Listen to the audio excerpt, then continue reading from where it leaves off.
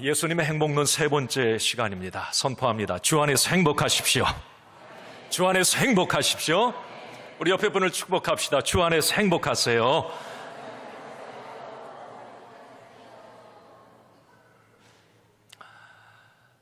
자, 우리가 예수님의 행복론, 첫째는 심령이 가난한 사람이 복이 있다.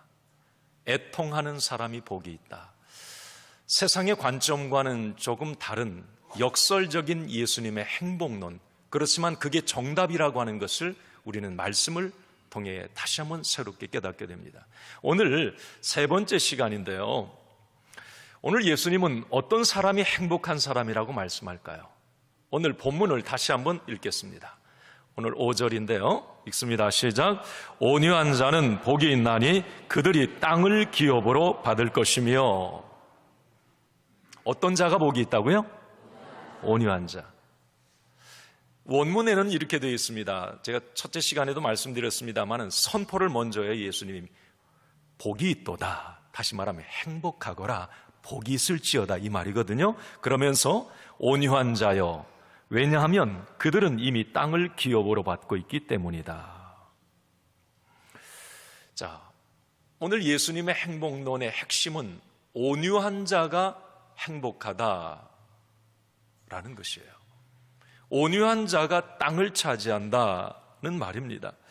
자, 여러분, 오늘 예수님의 이 행복론 수긍이 되십니까? 동의가 되세요? 자, 온유한 자가 행복해? 땅을 차지해? 과연 그럴까요? 어쩌면 예수님의 행복론이 이 시대를 살아가는 우리에게는 조금 생뚱맞게 들릴 수가 있어요. 자, 이 온유라고 하는 이 말의 국어사전, 네이버 사전에 보면 이렇게 돼 있거든요. 온유하면 사람의 표정이나 성격이 온화하고 부드러움, 마음이 따뜻함, 이렇게 되어 있어요. 자, 한번 생각해 보세요. 마음이 부드럽고 온순하고 온화한 사람, 그 사람이 땅을 차지한다? 현대인들에게는 상당히 설득력이 없어 보입니다. 왜냐하면 우리가 살아가는 이 시대에는 억척스러운 사람, 강한 사람, 용감한 사람이 땅을 차지하기 때문에 그렇습니다. 뭘 얻어내도 그런 사람이 얻어내고 이기기 때문에 그래요. 그래서 어쩌면 이 치열한 경쟁 사회에서 이 온유함이라고 하는 이 말은 우유부단함, 용기 없음으로 이해되기도 합니다. 온유했다가 큰 손해보고 낙오자가 되기 십상이다는 게 우리 현대인들의 생각이에요. 예를 들어 봅시다. 요즘에는 좀 안 그렇습니다만 예전에는 뭐 교통사고, 이 접촉사고만 나도 문 열고 그냥 먼저 나와서 막 큰 소리 치면 이기는 거예요. 센 놈이 이겨요, 어쨌든. 뭐 그뿐만 아니죠. 지금 우리가 시대를 이렇게 봐도 뭐 정치하는 사람들도 목소리 크고 강한 사람이 뭔가 이기는 것 같고요. 법적 다툼을 해도 그렇고 손익을 따져야 되는 일에도 언제나 목소리 큰 사람, 센 사람이 이긴다는 생각을 우리는 갖고 있습니다. 온유하면 바보 취급당하고 가진 땅도 빼앗기는 시대예요. 그래서 세상은 점점 어떻게 보면 강해져 가고 난폭해져 가고 싸나워져 가는지 모르겠어요. 여러분은 어떻게 느끼세요? 그런데 예수님은 오늘 온유한 자가 복이 있다는 말씀을 하십니다. 현대인들에게는 이 말씀이 과연 그럴까, 이런 생각이 들기도 해요. 지금 러시아 우크라이나 그 전쟁도 그렇고 이스라엘 팔레스타인 지금 전쟁이 한창인데, 여러분 전쟁의 이런 현장 상황들을 우리가 보면서 무엇을 느낍니까? 거기에 온유함이 보일까요? 그렇지 않습니다. 푸틴이 온유할까? 저는 그렇게 안 보이거든요. 어떻게 사람을, 같은 형제, 같은 언어를 쓰는 사람을 죽이고 어제까지 동지였던 사람이 적이 되고, 강함이 이제 땅을 빼앗고, 여러분, 역사적으로 볼 때에도 그랬던 것 같아요. 이 땅을 차지했던 사람들은 예를 들어 히틀러, 나폴레옹, 칭기스칸, 레닌, 시저, 이런 사람들은 다 난폭하고 무자비한 사람들이었어요. 이 사람들이 땅을 차지했거든요. 자, 우리는 그런 시대에 살아왔습니다. 과거나 지금이나 난폭하고 공격적인 사람이 언제든 땅을 차지한다, 이 생각이 우리에게는 있는 거예요. 그런데 오늘 예수님은 온유한 자가 땅을 차지하고 그들이 행복할 것이라고 말씀을 합니다. 무슨 뜻일까요? 이걸 어떻게 받아들여야 될까요? 예수님의 행복론, 과연 이 시대에 어울리는 말일까요? 자, 우리 오늘 말씀 좀 더 깊이 들어가 봅시다. 오늘 첫 번째, 이것을 여러분들이 좀 아셔야 되는데, 성경에서 말하는 이 온유라는 말을 우리가 잘 이해를 해야 됩니다. 국어 사전에서 말하는 단순히 그 사람의 성격, 마음이 부드럽고 온순한 것, 이건 성경적 온유함과는 거리가 멉니다. 자, 오늘 마음이 온유한 자, 오늘도 온유라고 하는 이 단어가 5장 5절에 나오죠. 자, 또 다른 곳에 이 온유라고 하는 이 단어가 나오는데, 신약 성경은 헬라어로 쓰였거든요. 헬라어 이 온유라고 하는 단어를 프라우스, 이렇게 기록을 해놨습니다. 이 프라우스라고 하는 헬라어는 어느 때 쓰느냐면, 여러분, 사나운 야생마에게 재갈을 먹여 길들여진 상태, 이걸 프라우스라고 말을 합니다. 이걸 온유하다라고 얘기를 하는 거예요. 그러니까 여러분, 짐승들도 천방지축이잖아요. 그런데 잘 사람에 의해서, 무언가에 의해서 길들여지고 다듬어지면 귀하게 쓰잖아요. 여러분, 야생마 탈 수 있습니까? 그렇지만 잘 길들여지면 경주마가 되고 뭔가 큰 도움이 되잖아요. 그러니까 뭔가 잘 길들여진 상태, 다듬어진 상태, 힘이 없는 게 아니에요. 힘이 있어요. 그렇지만 다듬어졌어요. 이걸 온유하다, 그렇게 표현을 합니다. 이게 성경적 온유함인데, 자, 이것을 사람에게 적용하면, 오늘 예수님 말씀 속에 이 온유함으로 적용하면 이거예요. 성경적 온유함이란 하나님의 말씀으로 다듬어지고 길들여져서 하나님의 조율하심에 자기를 온전히 맡길 수 있는 태도, 성품을 말합니다. 다시 한번 말씀드릴까요? 그러니까 세상에서 말하는 선천적으로 타고난, 야, 저 사람 착해, 야, 온순해, 원래 저 사람은 원래 그래, 그런 분들 계세요. 이게 사람마다 기질이 있잖아요. 이게 원래 온순하고 이 착한 성품이 있어요. 그건 성경의 온유함이 아니에요. 성경의 온유함은 하나님의 말씀으로 다듬어져서 하나님의 말씀에 잘 순종하고 하나님의 말씀으로 길들여져서 하나님이 이것이 오라, 이쪽에서 그러면 그 조율하심에 자기를 맡기는 거예요.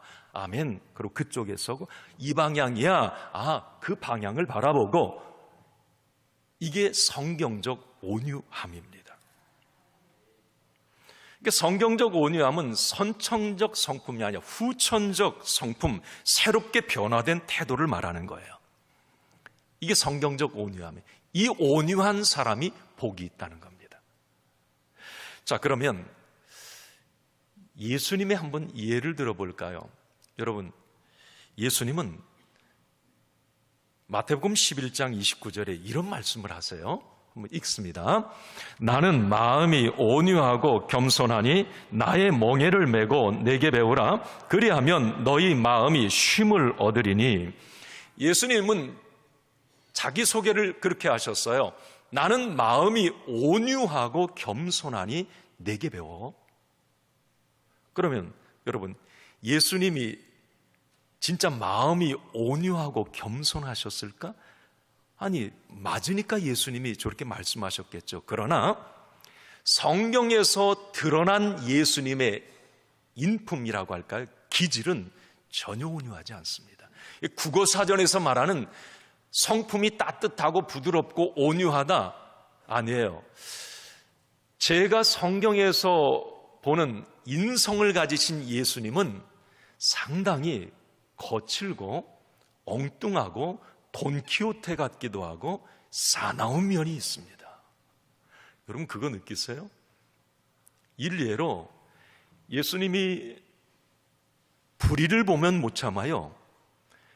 성전에 들어가서 채찍을 만들어서 성전에서 장사하는 사람들 상 뒤엎고 양과 소들을 다 내쫓고, 그 당시에 예수님 입만 열면 종교 지도자들에게 뭐라고 합니까? 이 독사의 자식들아. 이건 엄청난 욕이거든요.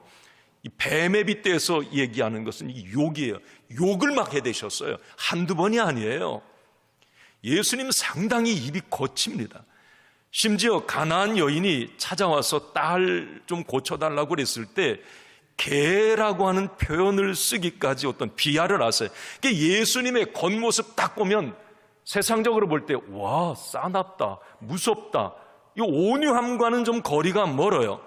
그런데 예수님은 오늘 말씀하십니다. 나는 온유하고 겸손하니. 자, 그러면 예수님이 말씀하시는 이 겸손은 타고난 선천적 기질, 국어사전에서 말하는 그 온유함이 아니라고 하는 것을 우리는 알게 됩니다.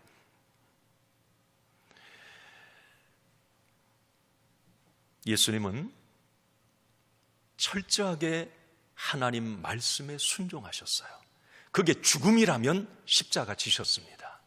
그게 하나님 뜻이라면 그 길을 선택하셨어요.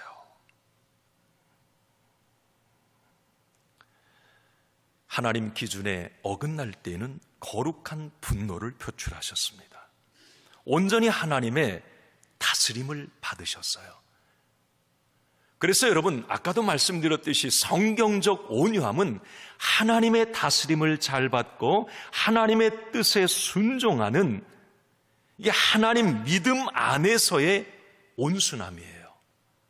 이게 세상적인 사람이 볼 때에는 거칠고 뭐가 좀 싸납고 그렇게 보일 수 있어요. 그렇지만 믿음 안에 하나님 앞에서는 철저하게 순종하고 하나님 뜻에 따라가는, 내가 손해를 본다고 할지라도, 내가 죽음을 맞이한다고 할지라도 그 길을 걸어가는 사람, 그분이 온유한 사람, 그분이 예수님이셨어요.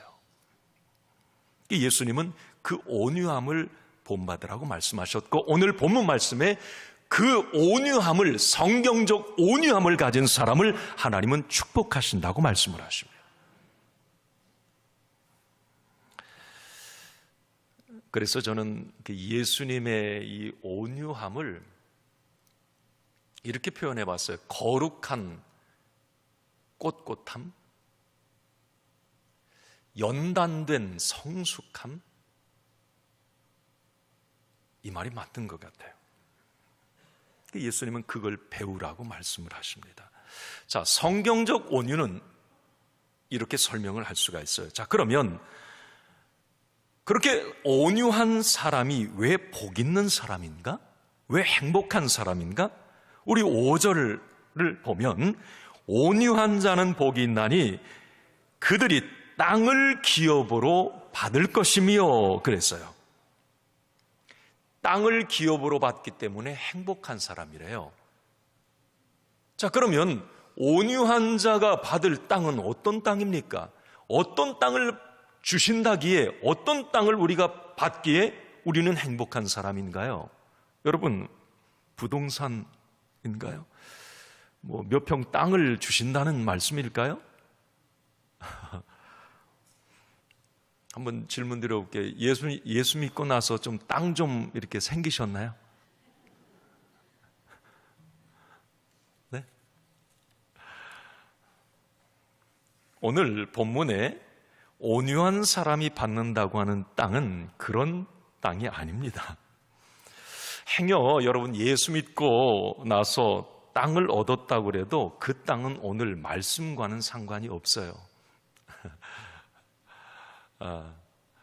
자, 온유한 자가 받을 땅, 그 땅을 받은 사람이 행복한 사람인데, 자, 그러면 성경에서 말하는 이 땅, 기업의 의미를 우리가 좀 이해를 해야 됩니다. 두 가지인데요. 구약 성경에서 말하는 이 땅의 개념을 우리가 이해를 해야 되고요. 신약 성경에서 말하는 이 땅의 개념을 이해할 때에 그 땅의 주인공이 되면 행복한 사람 맞구나. 이거 우리가 동의가 돼요. 자, 그러면 구약에서 이 땅의 의미는 뭘 말할까요? 자, 처음에 하나님은 천지창조하시고 아담과 하와에게 에덴 땅을 주셨어요. 그 에덴 땅, 모든 과일과 어떤 짐승, 모든 게 있는 사람이 사는 그 땅을 주셨어요. 자, 그리고 이제 죄를 짓고 타락한 인간, 그 인간을 하나님은 사랑하셔서 믿음의 한 사람을 선택을 하세요. 그 사람이 아브라함입니다. 그런데 아브라함을 하나님이 믿음의 사람으로 선택을 하신 이후에 아브라함에게 첫 선포가 뭐였느냐면 땅과 기업을 약속을 해주셨어요. 아브라함에게 하나님께서 주신다고 하는 그 약속의 땅은 어떤 땅입니까? 가나안 땅을 말해요. 가시적이고 물리적인 보이는 부동산 맞아요.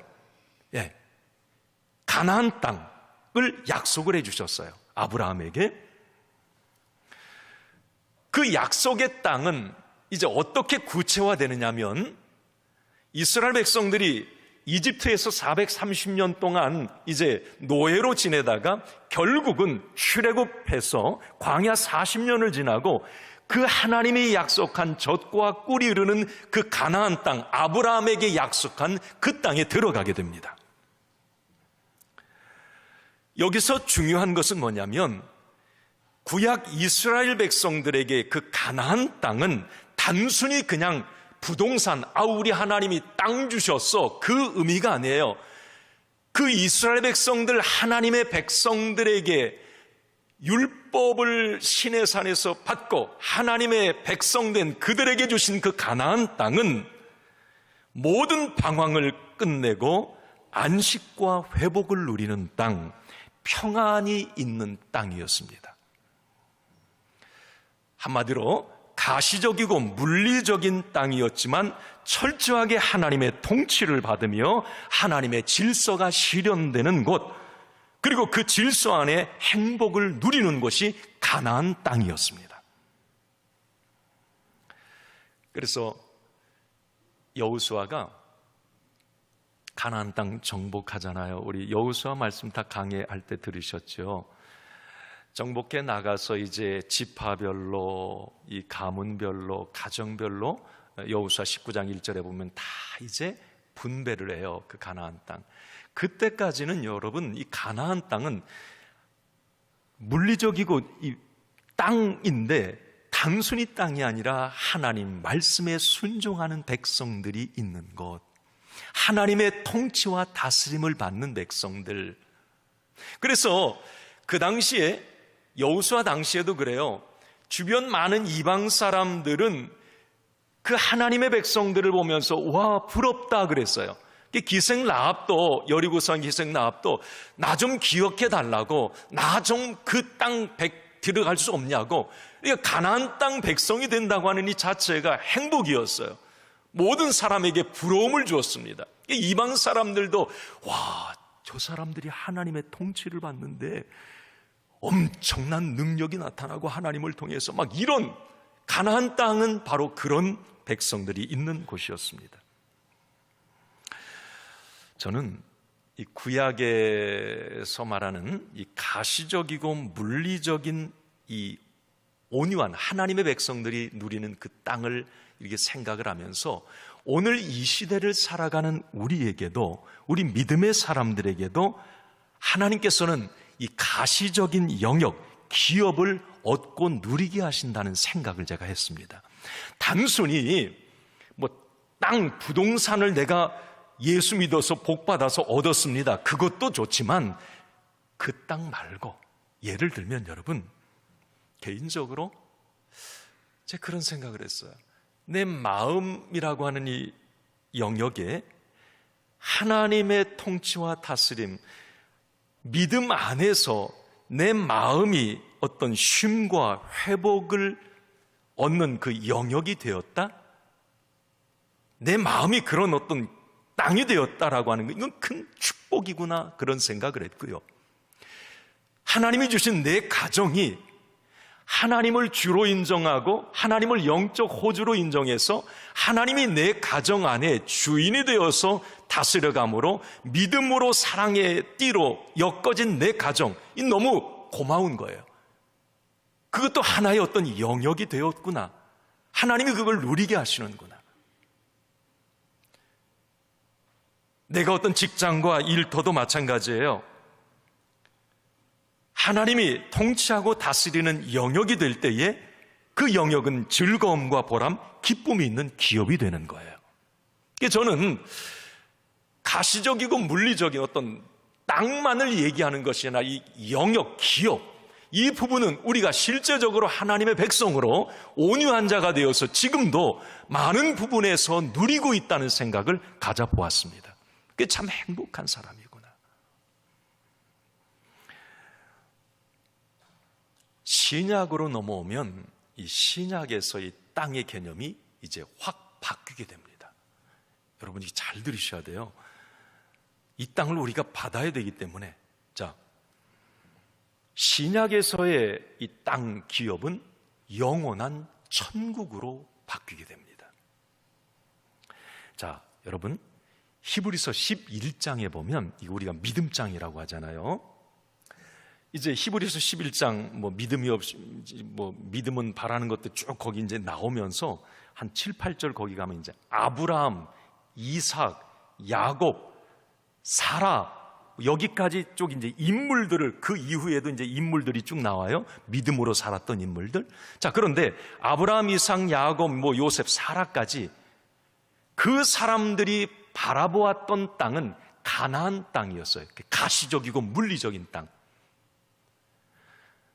그래서 그 땅을 바라보고 사모했다고 히브리서 11장이 계속 얘기를 합니다. 자, 그런데 예수님 이후, 아니 그 전에 처음에 그 가나안 땅이 그렇게 하나님의 통치를 받는 땅이었지만 이스라엘 백성들이 왕을 요구하기 시작하면서 그 땅은 죄악이 관영한 땅, 하나님의 정의가 무너진 땅, 우상 숭배하는 땅으로 변질이 되어버립니다. 하나님은 사실 그 가나안 땅에, 처음 가나안 땅 하나님의 플랜은 그게 아니었거든요. 그 땅의 백성이 되고 그 땅을 기업으로 누리게 한다는 건 맞거든요. 아브라함과 이삭, 야곱은 그 땅을 바라보았고 여호수아를 통해 그 땅을 얻었거든요. 그런데 그 땅에 변질이 일어난 거예요. 더 이상 그 땅을 기업으로 받아도 불행한 상황이 되어버리는 거예요. 그 땅 백성이 되어도 행복하지가 않은 상태가 되어버린 거예요. 왜? 이스라엘 백성들이 이제 성경 사무엘상에 보면 사무엘을 찾아가서 백성들이 뭐라 그래요? 그 가나안 땅에 살고 있는 백성들이 왕 세워달라고 하잖아요. 그때 사무엘이 걱정을 합니다. 하나님, 이 이스라엘 백성들이 지금 왕을 세워달라고 하네요. 이거 이러면 안 되잖아요. 하나님이 이 땅의 왕이잖아요. 하나님의 통치를 받아야 이 땅이 진정 가나안이 되잖아요. 맞다. 그러면서 하나님이 뭐라고 말씀하세요? 사무엘상 8장 7절에 이런 말씀을 하세요. 내가 그들의 왕이거늘 그들이 나 왕을 버렸노라, 이렇게 얘기를 해요. 그러니까 하나님의 통치를 더 이상 받지 않겠다는 거예요. 그러면 여러분, 원래 하나님의 플랜이 있는 그 가나안 땅은 변질된 땅, 거기 그 땅을 기업으로 받아도 이제 쓸모가 없는 거예요. 그러면서 예수님이 이 땅에 오시면서 이제 하나님의 백성, 온유한 자가 받을 땅은 더 이상 가나안, 물리적이고 가시적인 땅이 아니라 영원한 기업, 새하늘과 새 땅으로 그게 바뀌게 됩니다. 히브리서 11장 핵심 내용이 다 그거예요. 이제 사라 이후에 계속 한번 여러분 히브리서 11장 그 16절 한번 좀 보여주세요. 같이 읽습니다. 시작. 그들이 이제는 더 나은 본향을 사모하니 곧 하늘에 있는 것이라. 이러므로 하나님이 그들의 하나님이라 일컬음을 받으심을 부끄러워하지 아니하시고 그들을 위하여 한 성을 예비하셨느니라. 더 이상 하나님의 백성들이, 온유한 자들이 눈에 보여지는 가시적인 아브라함과 이삭과 야곱, 요셉이 바라봤던 그 땅은 이미 이제 죄악의 땅이 되어버렸어요. 그래서 예수 그리스도를 통해서 새 땅을 바라보게 하셨어요. 그리고 믿음으로 모든 사람들은 더 나은 본향, 그 땅을 바라보며 다 살았다는 거예요. 히브리서 말씀에. 영원한 천국을 바라보고 그 기업을 얻길 원했고, 그 기업의 영원한 천국에 가는 것을 행복으로 알았고, 내가 순교를 당한다고 할지라도 그것이 그 땅을 바라볼 수 있었기에 행복하게 순교했고,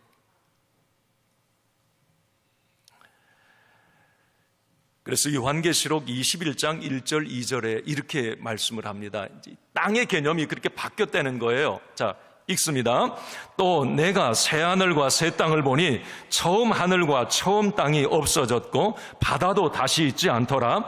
내가 보매 거룩한 성 새 예루살렘이 하나님으로부터 하늘에서 내려오니 준비한 것이 신부가 남편을 위하여 단장한 것 같더라. 여러분, 새 하늘과 새 땅, 거룩한 성 예루살렘, 이 신약에서의 땅의 의미, 영원한 천국을 말합니다. 온유한 자가 그 땅을 얻게 된다는 거예요. 여러분, 예수님은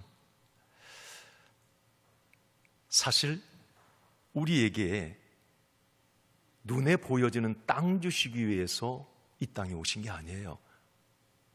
영원한 천국, 새하늘과 새 땅을 우리에게 주시기 위해서 십자가에서 죽으셨고요. 그래서 십자가에 죽으신 예수 그리스도를 나의 구주, 나의 하나님으로 고백하는, 믿음으로 고백하는 자에게 영원한 새하늘과 새 땅을 우리에게 기업으로 주십니다. 예수님은 지금 그 땅을 우리에게 준비해 주셨고 그 땅이 먼저 가 계세요. 요한복음 14장 좀 한번 보여주세요. 이제 같이 읽습니다. 시작. 내 아버지 집에 거할 곳이 많도다. 그렇지 않으면 너희에게 일렀으리라. 내가 너희를 위하여 거처를 예비하러 가노니 가서 너희를 위하여 거처를 예비하면 내가 다시 와서 너희를 내게로 영접하여 나 있는 곳에 너희도 있게 하리라. 아멘. 여기 아버지 집 거처, 이건 하늘 천국을 말합니다. 와.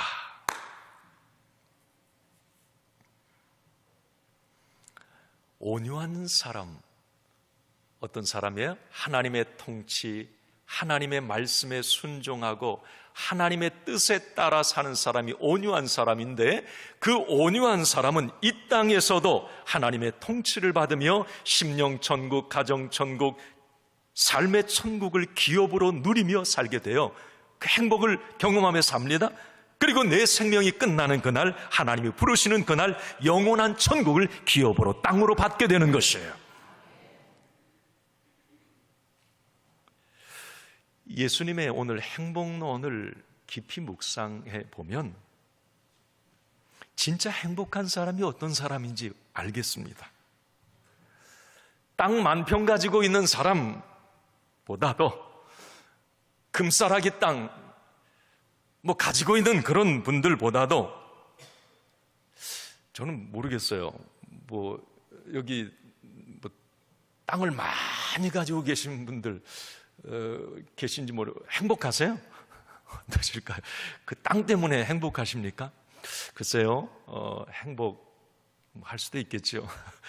그렇지만 제 생각은 그래, 염려, 근심, 오히려 참 가시방석일 수도 있겠다, 그런 생각도 한편으로 들기도 하고요.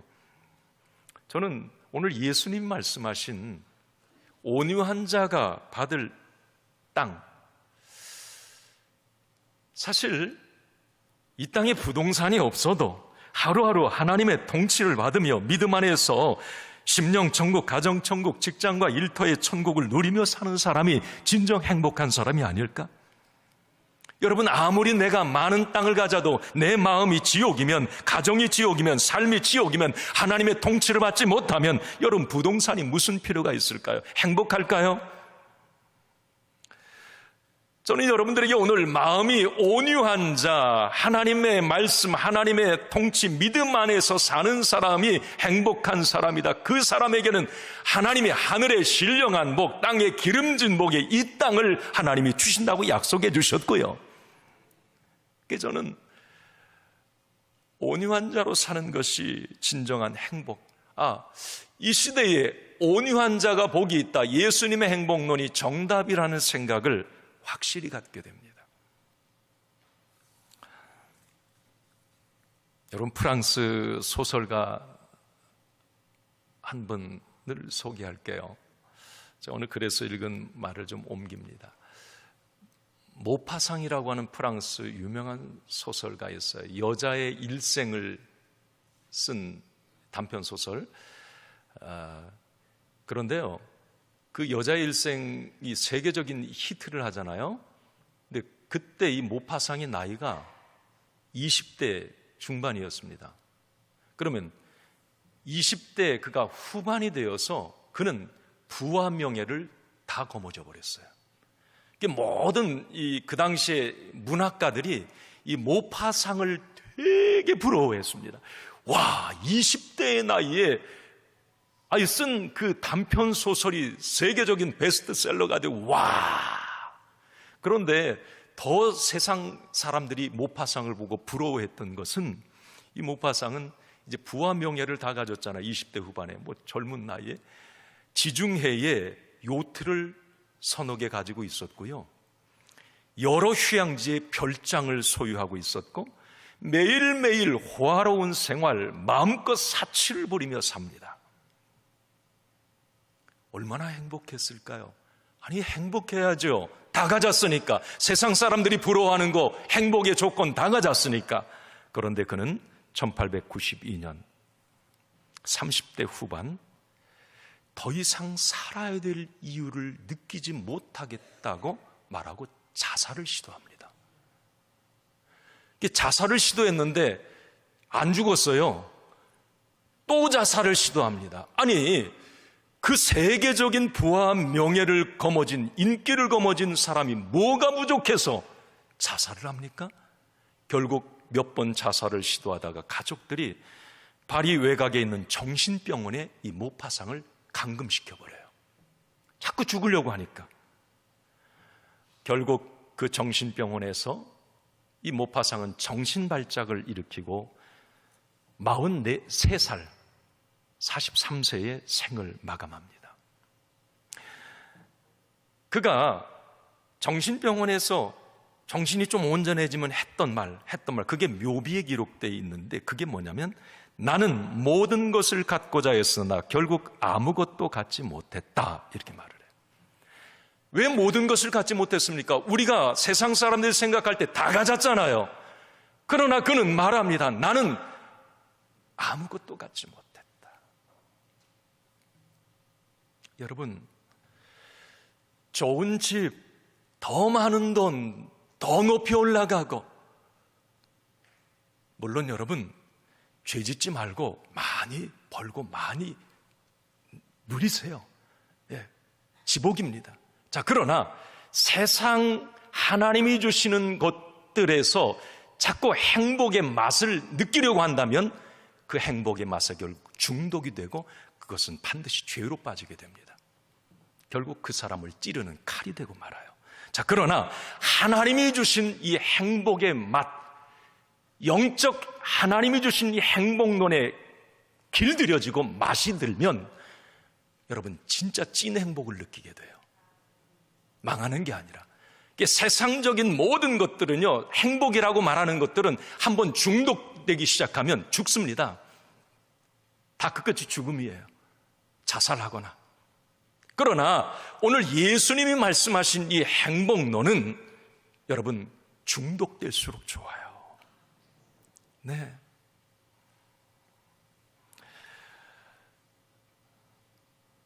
진정한 행복은 이렇게 외적 조건을 갖춘다고 얻어지는 게 아니다라고 하는 것. 여기 아마 인생을 조금 살아보신 분들, 글쎄요, 한 60 넘으신 분들은 고개를 좀 끄덕거릴 거예요. 뭘 많이 가져서, 뭘 막 얻어서 높이 올라서 행복한 건 아니네. 이건 아마 좀 수긍을 하실 거예요. 오늘 예수님의 이 행복론도 거기에 있습니다. 내적 변화를 통해 주어지는 것. 다시 말하면 하나님 말씀 안에 살면서 예수님의 온유한 그 성품으로 변화될 때에 우리는 진정한 행복의 주인공이 될 수 있다고 하는 사실이에요.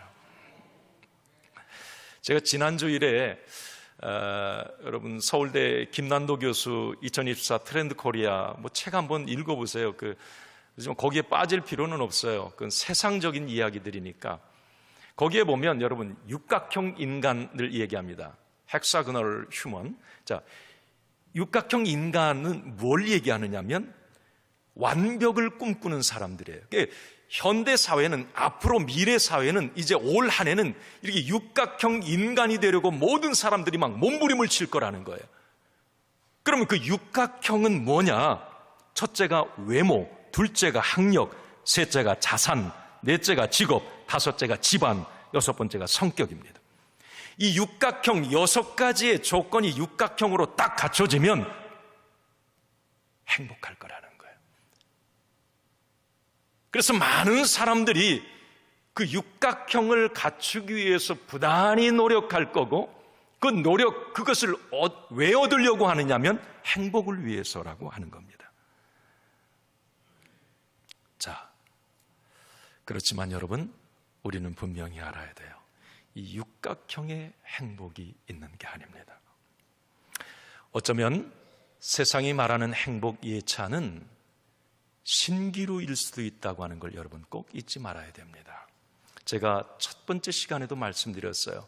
진짜 행복은 가짐, 무엇을 함에 있는 것이 아니라 됨에 있다고 말씀드렸습니다. 사람됨이 바뀌지 않으면, 다시 말하면 그 사람의 속사람, 가치관, 그 사람의 어떤 비전, 생각의 변화가, 사람됨의 변화가 일어나지 않으면 절대 그 사람 행복할 수 없다는 겁니다. 지금 예수님의 8복, 8가지 복도 마찬가지예요. 사람됨의 변화입니다. 결론입니다. 마지막 때가 될수록 세상은 점점 더 포악해지고 거칠어질 것입니다. 이런 세상을 살아가는 저와 여러분, 우리 하나님의 사람들, 이제 뭔가 더 많은 것을 소유하기보다도 온유한 주님의 성품을 소유할 수 있기를 바랍니다. 그 온유함으로 나를 다스리고, 그 온유함으로 가정을 이루고, 그 온유함으로 교회를 섬기고, 그 온유함으로 세상을 정복해 나가시기 바랍니다. 이렇게 온유함으로 이룬 영역이 넓은 사람이 더 깊은 행복을 맛볼 것이고, 더 많은 진짜 행복을 수확하게 될 겁니다.